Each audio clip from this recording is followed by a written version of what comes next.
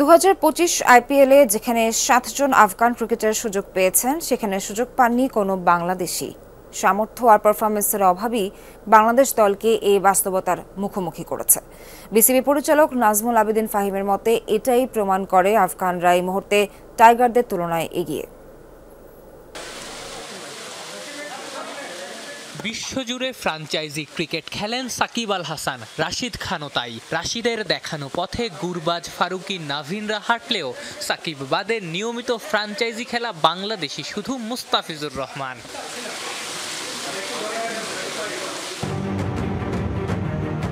সাকিবের IPL debut 2011-তে, ফিজের 5 বছর বাদে। 8 বছর আগে 2 জন আইপিএল খেলায় সময়ের পালা বদলে সংখ্যাটা বাড়ার কথা।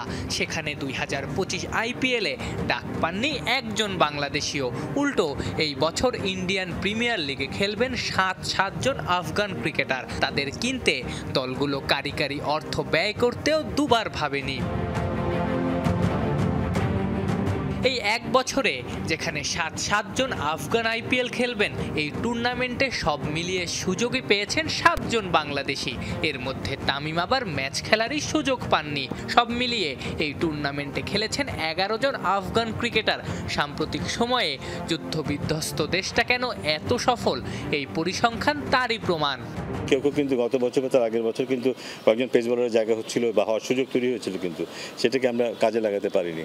সো অনেকগুলো ব্যাপার আছে, বাট আমার মনে হয় আমাদের চেষ্টা থাকা উচিত ইন্টারন্যাশনাল এই সুযোগগুলোকে কাজে লাগানো। আমাদের জন্য খুব ভালো এক্সাম্পল হচ্ছে আফগানিস্তান শুধু এই করেই কিন্তু ওদের প্লেয়ারদেরকে গ্র্যাজুয়ালি এই জায়গাটা নিয়ে এসছে, এবং আস্তে আস্তে ওদের কিন্তু খেলোয়াড়ের সংখ্যা বাড়ছে কিন্তু ওই জায়গাটায়, এবং আমরা কিন্তু পিছিয়ে পড়ি।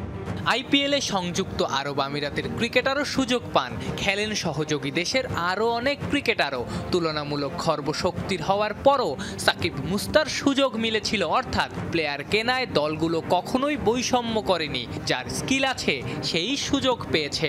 আমি কিন্তু সোজাসুজি এভাবেই আমাদের মানটাকে বিচার করি। পৃথিবীর মঞ্চে আমি যদি জায়গা পাই, তার মানে আমার অবস্থাটা ভালো। পৃথিবীর মঞ্চে আমি যদি জায়গা না পাই, তার মানে হচ্ছে যে আমাদের অবস্থাটা ভালো না। সো এটা জোর করে কিন্তু আমি এই দেশে বলি, ওই দেশে বলি, এই ফ্র্যাঞ্চাইজি বলি, ওই ফ্র্যাঞ্চাইজি লিগে ঢুকাতে পারবো না, কিন্তু যোগ্যতা থাকলে ঢুকতে পারবে। বর্তমান বাস্তবতায় আইপিএলকে অগ্রাহ্য করা কঠিন। পুরো ক্রিকেট দুনিয়ার সেরারা এখানে খেলেন, প্রতিযোগিতাও আকাশচুম্বী। এই প্রতিযোগিতার অংশ যারা হতে পারেন, ক্রিকেট দুনিয়াও তাদের ভিন্ন চোখে দেখে। এটাই বাস্তবতা, সেখানেই পিছিয়ে বাংলাদেশ ক্রিকেট। আফনান পিয়াল, যমুনা স্পোর্টস, ঢাকা।